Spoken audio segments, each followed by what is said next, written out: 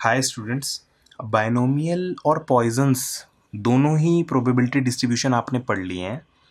ये दोनों ही discrete type के प्रोबेबिलिटी डिस्ट्रीब्यूशंस थे। मैंने आपको बताया था कि डिस्क्रीट रैंडम वेरिएबल से जो निकल के आता है वो होता है डिस्क्रीट प्रोबेबिलिटी डिस्ट्रीब्यूशन, और कॉन्टिन्यूस से जो निकल के आता है वो होता है कॉन्टिन्यूस प्रोबेबिलिटी डिस्ट्रीब्यूशन। इसके अलावा मैंने आपको दोनों ही ये डिस्क्रीट रैंडम वेरिएबल और कॉन्टिन्यूस रैंडम वेरिएबल दोनों में ही फ़र्क भी बताया था। वो वीडियो आप देख के आओ, कॉन्सेप्ट क्लियर करके आओ, ठीक है ना। लेकिन जो नॉर्मल प्रोबेबिलिटी डिस्ट्रीब्यूशन है वो हमारा कॉन्टिन्यूस टाइप का है, वो डिस्क्रीट नहीं है, ठीक है ना। एक ही कॉन्टिन्यूस प्रोबेबिलिटी डिस्ट्रीब्यूशन आपके कोर्स में है जो कि है नॉर्मल, है ना, और ये आपका आखिरी टॉपिक होगा प्रोबेबिलिटी का, ठीक है ना। यूनिट 2 इसके बाद आपकी एंड हो जाएगी। लेकिन ये नॉर्मल प्रोबेबिलिटी डिस्ट्रीब्यूशन पढ़ने से पहले आपको एक टेबल कैसे यूज़ करते हैं वो पता होना जरूरी है, using the table.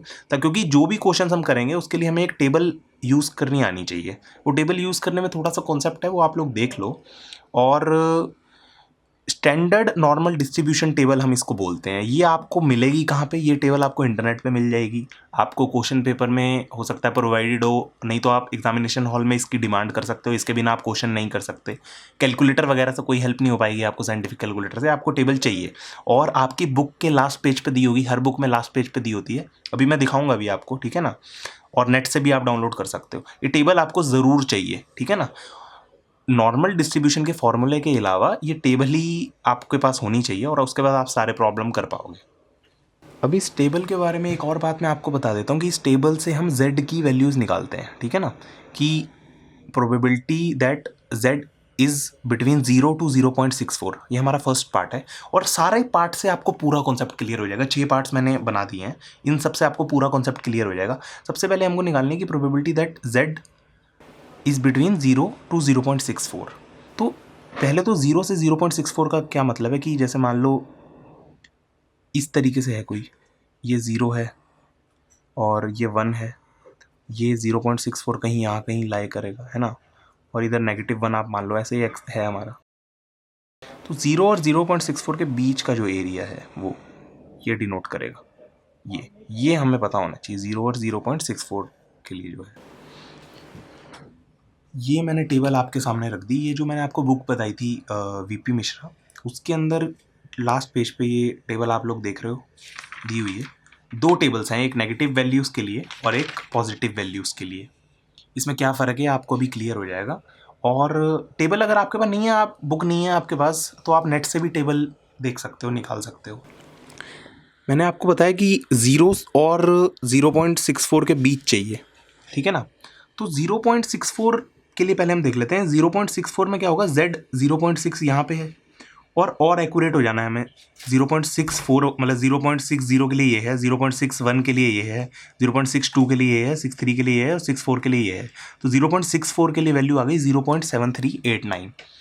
Positive table में हम इसलिए देख रहे हैं क्योंकि 0.64 एक पॉजिटिव नंबर है। अगर माइनस ऑफ 0.64 होता तो हम नेगेटिव टेबल देखते हैं। जो ये टेबल है हमारी, यहाँ लिखा हुआ देखो, z की वैल्यू नेगेटिव है, पॉजिटिव वाली है, इसलिए हम पॉजिटिव टेबल में देख रहे हैं। तो 0.64 के लिए ये वैल्यू आ गई। 0.6 में देखा और उसके बाद 0.04, 0.7389, ठीक है ना। और 0 के लिए वैल्यू ये है, 0 के लिए है 0.5000। तो ये दोनों ही वैल्यूज़ हम लिख लेते हैं। 0.64 के लिए क्या थी, 0.7389, और 0.0 के लिए थी 0.512330, ठीक है ना। अब आप लोगों को मैं बता देता हूँ कि ये जो 0.64 वाली जो वैल्यू है ना z की, इसका मतलब है कि 0.64 से लेस सारा एरिया, इसका मतलब 0.64 से लेस जितना भी एरिया होगा इन्फिनिटी तक सारा चलता रहेगा, सारा 0.64 से लेकर लेकिन सारा तो हमें नहीं चाहिए। यहाँ तक एरिया सारा ये कैलकुलेट कर लेगा, लेकिन सारा तो हमें नहीं चाहिए। हमें तो 0 और 0.64 के बीच का चाहिए। तो इसमें से हम जो, और 0 से लेस का मतलब है, 0 से पहले का सारा एरिया ये वाला, मतलब 0.64 से लेस ये वाला हो गया, ये वाला सारा, और 0 से लेस सारा ये वाला हो गया। तो ये वाला एरिया हम काट देंगे इसमें, तो मतलब 0.64 माइनस 0.0 हो जाएगा। इन दोनों को हम माइनस कर देंगे, वही हमारी आएगी प्रोबेबिलिटी। इन दोनों को माइनस करके आप लिख लेना 0.7389 एंड माइनस ऑफ 0.5000। ये जो आपका आएगा, ये आपका आंसर आएगा। माइनस हमने क्यों किया मैं आपको दोबारा बता देता हूँ। z की वैल्यू जब हमने 0.64 के लिए निकाली, इसका मतलब है 0.64, ये जो पॉइंट है इससे पहले का सारा एरिया आ जाएगा उसमें, लेकिन हमें सारा तो नहीं चाहिए, हमें तो 0 और 0.64 के बीच का चाहिए, इसलिए 0 से पहले वाला हमने काट दिया, तो 0 वाली वैल्यू हमने उसमें से सब्ट्रैक्ट कर दी। ये सॉल्व करके जब आएगा ये आएगा 0.2389। अब नेक्स्ट है हमारा कि z is less than equal to 0.64। तो ये इसमें तो हमें सारा एरिया चाहिए, इसमें कोई जीरो वीरो तो है नहीं, मतलब 0.64 से पहले का सारा एरिया, तो सिर्फ यही वाली वैल्यू लेंगे 0.64 वाली, 0.7389। ये आप लोगों का आंसर आ जाएगा कि probability that z is less then 0.64, तो ये आपका आ जाएगा। ये z क्या है ये आपको आगे क्लियर हो जाएगा अपने आप, अगली वीडियो में क्लियर हो जाएगा पूरा z क्या है। अभी आपको सिर्फ ये कॉन्सेप्ट समझना है कि यार z की वैल्यू जब टेबल से लेते हैं तो उसका मतलब क्या है, तो इसका मतलब है कि पूरा उससे पहले वाला एरिया। अभी तक हमने जो बात की वो पॉजिटिव टेबल की बात की, नेक्स्ट हमने ले लिया नेगेटिव वाला ताकि हमें और क्लियर हो जाए। सेम ही वैल्यू के लिए नेगेटिव ले लिया कि probability that z is between -0.64 and 0 minus 0.64 और 0 के बीच में लाए करें। नेगेटिव टेबल ले आए अपने सामने। अब इसके अंदर हमें देखना है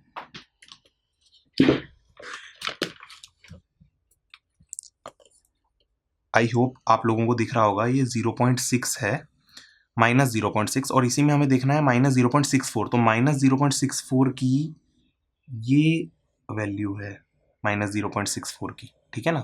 64 वाला आप लिख लो 0.2611, जो हमारी वैल्यू आई। टेबल पढ़ना भी आप लोगों को अब आई गया है, और 0 के लिए तो हमें पता ही है यार, 0 के लिए तो पिछले में अभी निकाली है। तो अब हमें कौन सा एरिया चाहिए, जैसे ये हमारी एक्सिस है, ये हमारा 0 है, ये हमारा -1 है, और ये हमारा होगा -0.64। हमें सिर्फ ये वाला एरिया चाहिए, ये वाला 0 और -0.64 के बीच का।